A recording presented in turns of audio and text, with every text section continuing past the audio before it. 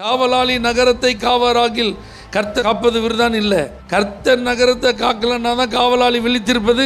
அப்போ முதல்ல யாரு? இதுதான் ஃபார்முலா. இந்த மேக்ஸ் இருக்கு பார்த்தீங்களா, கணிதம். இதில் ஃபார்முலான்னு ஒன்று உண்டு. ஒவ்வொரு டைப் ஆஃப் மேக்ஸுக்கு ஒரு ஃபார்முலா இருக்கும். அந்த ஃபார்முலாவை விட்டுட்டு இல்லை நான் என் இஷ்டத்துக்கு கூட்டல் கழித்தல்லாம் போட்டு பெருக்கல் வகுத்தல்லாம் போட்டு எனக்கு தெரிஞ்சதெல்லாம் நான் செய்வேன்னு நீங்கள் எத்தனை ஸ்டெப்பு போட்டாலும் கடைசியில் என்ன வராது? ஆன்சர் வராது, விடை வராது.